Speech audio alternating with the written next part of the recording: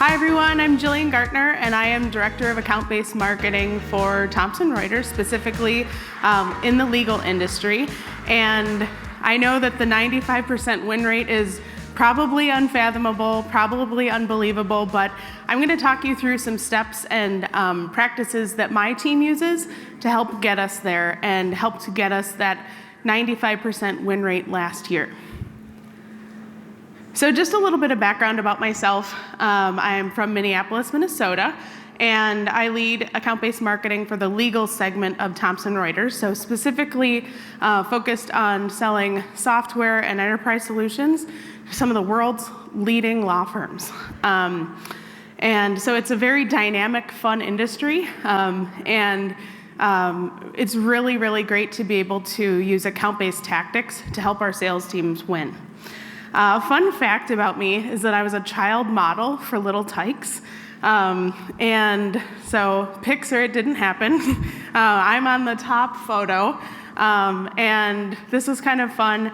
I basically was sort of breaking gender boundaries in the early 90s, holding a toolkit, and was on the packaging of it. But I was actually super jealous of my sister, who's in the lower photo. She got to be on the box of a dollhouse. But regardless, it was a lot of fun at the time, and even more fun to look back on. So now to the good stuff. So, it's easy and constantly heard in the industry that it's typically much more expensive to get new customers than retain old ones. So I love this Harvard Business Review quote that shows that acquiring a new customer is anywhere from 5 to 25 times more expensive than retaining an existing one. And so what I'm going to talk to you about today is how to retain your customers and use account-based tactics to do that, while also growing those accounts. So sort of once you've landed the account, how do you expand it? So at Thomson Reuters, in the legal segment, we're focused for account-based marketing. Our program was set up initially to retain existing accounts and grow within those accounts. So we weren't initially focused on just acquisition only. We're probably about currently 80% retention, 20% acquisition. So, and that's sort of the basis of our program, but our ABM program is continuing to evolve, and I'm excited to see where we can take it. So what I want to do is give you 5 actionable steps to think outside the traditional demand gen box to really help close and win more deals. So, coming to these conferences, I want to make sure that you have something to take back to your teams that's actionable and can drive real results for your team. So really thinking outside the typical demand gen box, which we know the demand gen box works. It's proven. There's serious decisions models and several models that are proving that results from the demand gen funnel work. So driving engagement on your site, converting folks that take engagement on your site with the content that you're presenting, converting those into leads, closing deals. That is, obviously the demand gen box works, but here's some things to think about outside of that demand gen flow at an account-based level that can help up-level everything you're doing. So first, you're going to need to justify your approach. Make sure that you're thinking actionably about what you're trying to achieve in your program and build an ROI-based case to share with your leadership so that you can get buy-in and investment in an account-based retention program. You'll also want to establish a partnership between marketing and sales, and I'll get into more detail about what I view as partnership and what's been successful for my team. We'll also discuss aligning accounts and strategies and how that can positively impact your program. And then some tactical approaches on how to execute retention-focused marketing strategies. And then most importantly, measuring the effectiveness of your marketing. So first, when it comes to justifying your approach, what you're going to want to do is make sure that you're building a case to show that if you're focusing some of your efforts on retention marketing, what that can mean to your business, to get incremental investment in your marketing spend to be able to help support these types of deals. So like I said before, acquiring new accounts costs 5 to 25 times as much as retaining and growing existing accounts. So that's something I would highly recommend using in your case. You'll also want to show how ROI can exponentially grow as you make these types of investments with some of your high value accounts. So specifically looking at annual contract values, incremental sales, and then multiplying that by the number of accounts that you're working with. And making sure that you're building that ROI-based approach so that you can go into your leadership and say, this is what we're gonna do, how we're gonna do it, and this is what it's going to net us in the end. Next, I apologize for the cheesy clip art, but bear with me. Really, it's important to establish a partnership between marketing and sales. So this typical tug of war between marketing and sales can still happen when you're aligned. So alignment is super cliche, and I would definitely recommend staying aligned, but making sure that you have ownership between marketing and sales personnel so that you're working together, not against each other, when working towards your own goals. So I would highly recommend this type of an approach where you're working together, focusing on the same targets.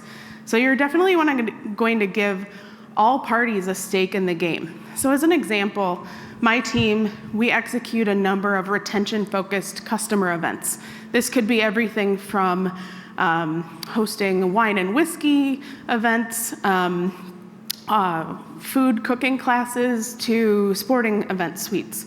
And making sure that those touch points along the way are also generated by your sales team. So while marketing can help invite people at the masses, getting the right people to the event can help be put on your sales team, and establishing that partnership to help get the right people in the seats at your events, just as an example, is one way to give folks a stake in the game.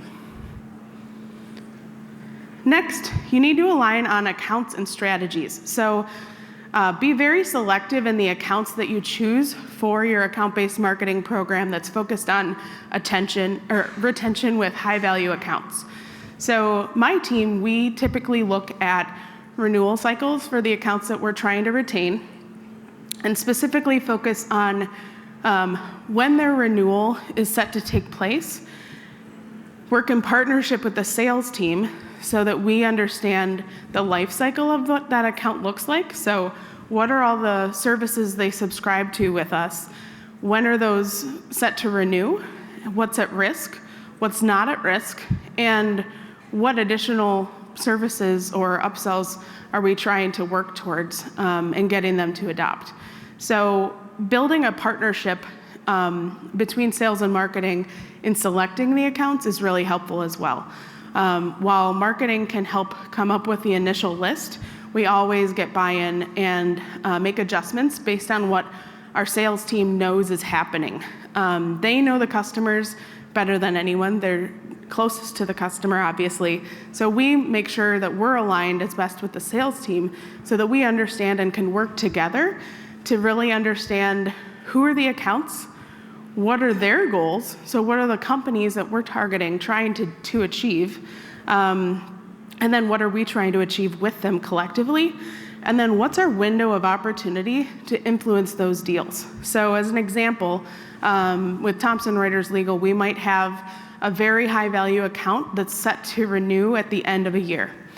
We will then work with the sales team early on in the year to understand what will get them to engage, what are they interested in, what do they like, what don't they like, and build a marketing strategy focused on how the company will likely engage with us, and then align all of our tactics along the way with the buyer's journey.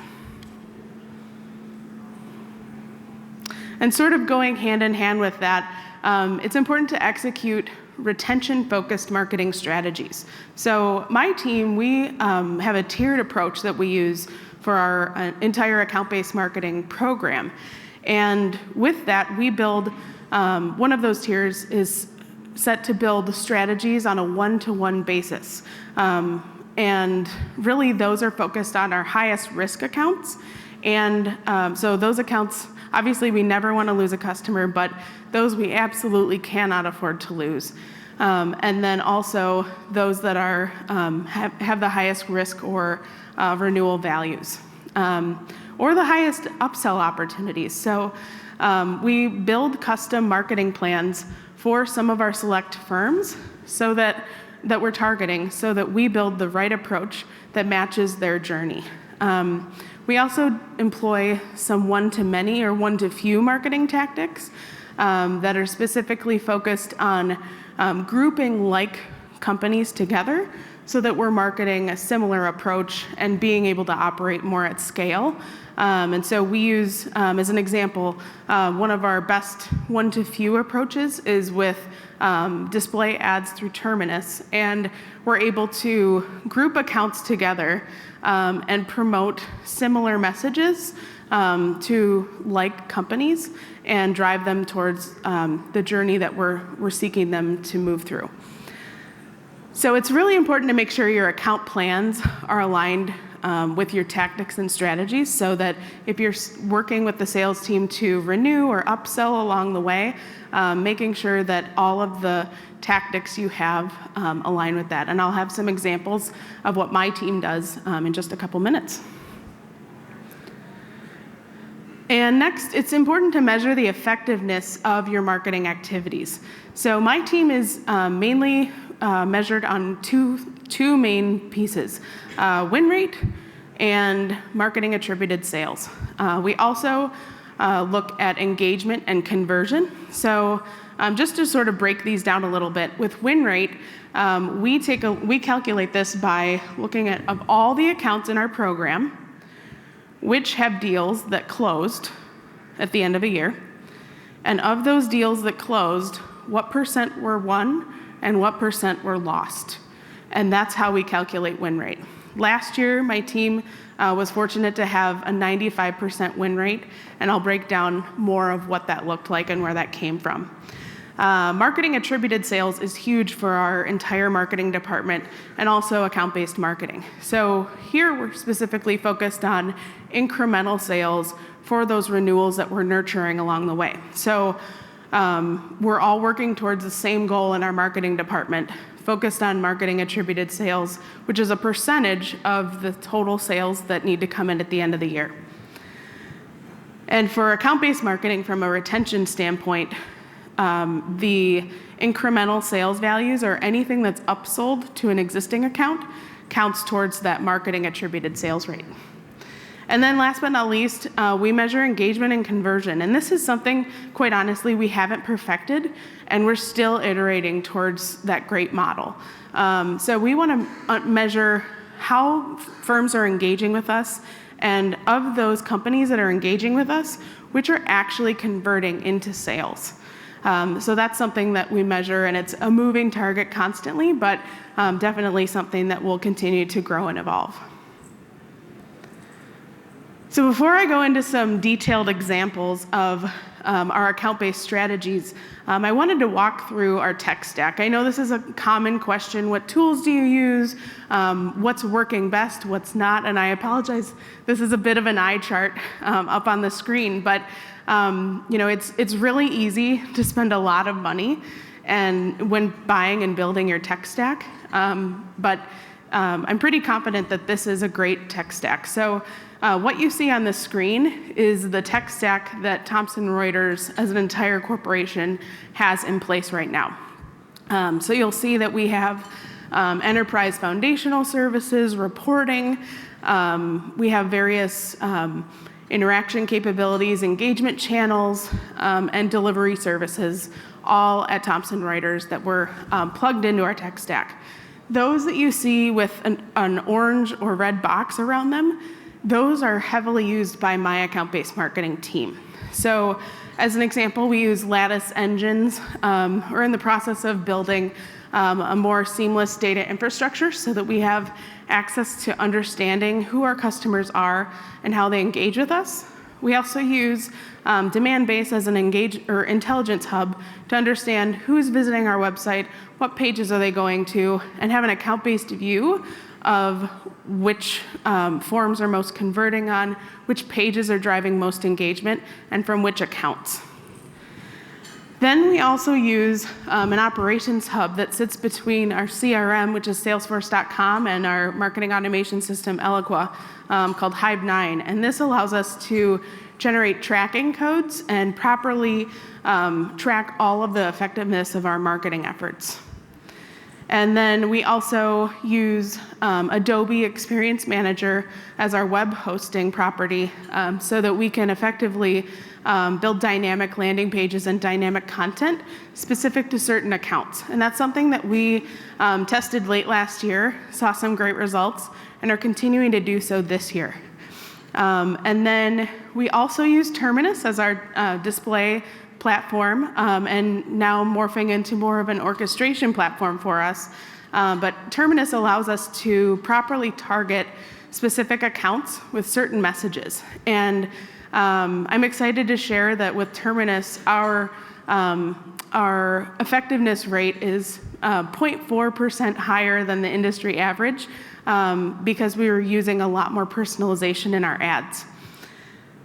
And then, as I mentioned before, we use Eloqua as our marketing automation platform, and then all of this data across the platforms flows into Tableau, which is our main reporting suite that we use essentially to measure the effectiveness of all of our marketing efforts. So here we'll dissect what Sangram pitched earlier, the 95% win rate. So most of you probably don't believe me, but we achieved this last year mainly because of our retention focus. So Thomson Reuters Legal, we have heavy market penetration, and so we built and initially established our account-based marketing program to focus on renewals, with about 20% of our focus on acquisitions. So because we are so renewal heavy, and we had a lot of renewals take place last year with incremental sales opportunities along the way, that's how we achieved that win rate. But we achieved this win rate through a strong partnership between our account-based marketing team and our sales team. And this partnership is so strong that we're constantly attached at the hip to understand any movement that might take place on certain strategic accounts so that my team can adapt and work in an agile manner to adjust our marketing programs quickly and effectively so that our messages pertain directly to the audiences that they're going towards. So we want to make sure that we're working constantly with the sales team, we're setting realistic goals for ourselves, and that if there's any question in anyone's mind about what the status of certain activities are, we'll hop on the phone, get in alignment, and reconfigure our plan as necessary. So while this is a big number and a big goal we've set for ourselves yet again this year, this is something that we take seriously. We have proof points with our sales team so that they are ready to engage with us, and new reps that we work with are more poised and excited to partner with us on some of the strategic accounts as well. All right, so now I'll share some actual examples of our account-based marketing program specific to retention. So this also kind of a bit of an eye chart being projected on the big screen, but this is an example of a full year retention and upsell plan that was for one account. And this was for one account where we had a very large multi-million-dollar renewal at the end of the year, and we needed to upsell just 2 products that netted multi-million-dollar deals each. So we needed to help the sales team renew this account, so secure the business we can't afford to lose that's at high risk, and then also make sure that we're upselling and growing the business, which was also a bit of a risk because it wouldn't have been available to us had they not decided to renew. So looking at this full year renewal, knowing that they renewed will renew at the end of the year, we set up an ABM readiness checkpoint where we met with the sales team that specifically works on this account and set up a check-in call to understand the goals with the account, what the challenges might be, who the main decision makers are, what challenges and obstacles the sales team might might come up with or might encounter through the journey, and knowing those in advance so that we can help confront them directly. We then had a number of broad-based marketing initiatives that took place across our larger marketing organization to continue to keep the Thomson Reuters brand front and top of mind for this customer. In addition to that, we scheduled special events for the customer. So this customer was particularly hard to engage with. They blocked some of our digital marketing efforts, which is never fun. So we had to get in front of them with events. And so we hosted an Iron Chef cooking class in New York. We hosted them at two different executive briefings in their offices, hosted them at some of our Thomson Reuters thought leadership events, had some of them speak on panels, and then also sponsored some events that they were hosting for their own employees, and really worked along the way so that we built that trust along the way with the customer so that they wanted to try our services and then eventually buy them, and built a strong plan for all of those decision makers and influencers that we needed to reach out to along the way so that we could help the sales team bring home a win. So this is just one example of many where there's several different touch points that take place in a given buyer's journey. And while this did require significant investment financially, it netted very, very strong ROI. So now I want to leave you with 3 main tips that will help you up-level your retention and upsell marketing programs. First, I recommend making the investment. Just try it. I started working in account-based marketing before it was a thing. And so about 10 years ago, early in my career, I worked closely with the sales team, and they had a list of 10 accounts that they wanted to target. So I worked closely with the team to prioritize those accounts and build a strategy for each of them while running the rest of our marketing programs at an industry level. So again, I recommend picking a few accounts. It could be 1, it could be 10, it could be 2. Just pick some accounts, try it, and build that one-to-one program so that you can help show some effectiveness right away and build that investment for future programs. Then also focus on engagement. So you've likely heard Sangram mention this before, and we're also here to flip the funnel. So focus on engagement, focus on marketing to people, not leads. Make sure that, while we want leads, and leads are super important to our business, it's also incredibly effective to focus on the personas and the people that you're trying to reach and what you're trying to get them to do at an account and customer level. Next, I can't stress this enough, work hand in hand with your sales teams. Establish that partnership. Don't just work in alignment. Make sure that you're working closely with your sales team members so that you can remain focused and work towards your collective goals.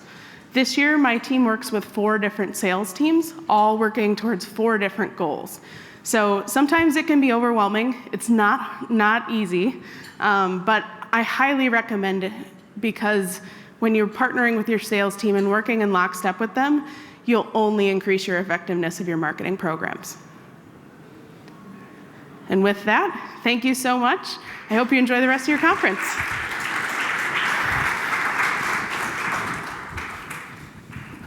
Awesome.